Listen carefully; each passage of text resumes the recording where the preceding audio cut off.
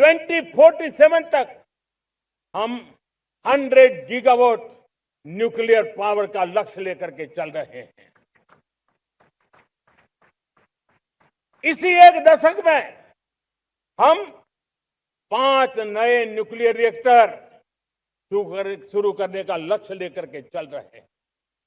इस वर्ष भारत ने फास्ट ब्रीडर न्यूक्लियर टेक्नोलॉजी में महारत हासिल करके एक अहम पड़ाव पार किया है और उसके कारण परमाणु ईंधन में आत्मनिर्भर बनने की दिशा में हमें एक बहुत बड़ा सफलता का कदम हमने रखा है। लाल किले से प्रधानमंत्री नरेंद्र मोदी ने सिर्फ डिफेंस ही नहीं बल्कि पावर पॉलिटिक्स का वो नक्शा खींच दिया जिससे सरहद पार पाकिस्तान की रातों की नींद उड़ गई।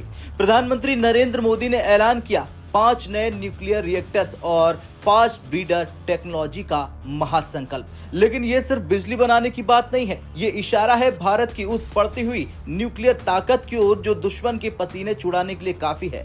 आखिर क्यों पीएम मोदी ने कहा कि पुरानी सरकारों की बंधी हुई सोच ने भारत के समुद्री तटों को नो गो जोन एरिया बनाए रखा था और क्यों भारत का ये न्यूक्लियर पावर अवतार इस्लामाबाद के लिए खतरे की घंटी है? चलिए जानते हैं इस वीडियो में। दरअसल न्यूक्लियर पावर के मामले में भारत अब दुनिया के उन चुनिंदा देशों में खड़ा हो गया है जिनके पास फास्ट ब्रीडर तकनीक है। पीएम मोदी ने लाल किले से इसी महारत का जिक्र किया।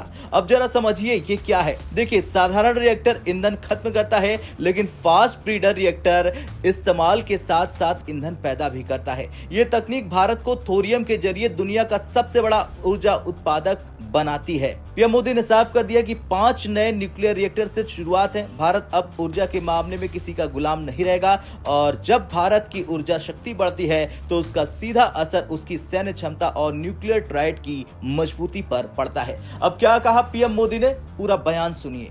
2047 तक हम 100 गीगावाट न्यूक्लियर पावर का लक्ष्य लेकर के चल रहे हैं। इसी एक दशक में हम 5 नए न्यूक्लियर रिएक्टर शुरू करने का लक्ष्य लेकर के चल रहे हैं। इस वर्ष भारत ने फास्ट ब्रीडर न्यूक्लियर टेक्नोलॉजी में महारत हासिल करके एक अहम पड़ाव पार किया है और उसके कारण परमाणु ईंधन में आत्मनिर्भर बनने की दिशा में हमें एक बहुत बड़ा सफलता का कदम हमने रखा है। अब जैसे ही पीएम मोदी ने न्यूक्लियर और फास्ट ब्रीडर शब्द का इस्तेमाल किया, पाकिस्तान के डिफेंस एक्सपर्ट्स में खलबली मच गई। पाकिस्तान पहले से ही आर्थिक कंगाली में डूबा है और वहां की जनता को आटा नहीं मिल पा रहा। ऐसे में भारत का 5 नए न्यूक्लियर रिएक्टर लगाना पाकिस्तान के लिए एक साफ संदेश है कि हमारा विकास तुम्हारी सोच से परे है। न्यूक्लियर सेक्टर में भारत की लंबी छलांग उसे रक्षा क्षेत्र में भी और ज्यादा आक्रामक बनाएगी। फास्ट ब्रीडर तकनीक से मिलने वाला प्लूटोनियम भविष्य में भारत की परमाणु प्रतिरोधक क्षमता को और भी घातक बना देगा।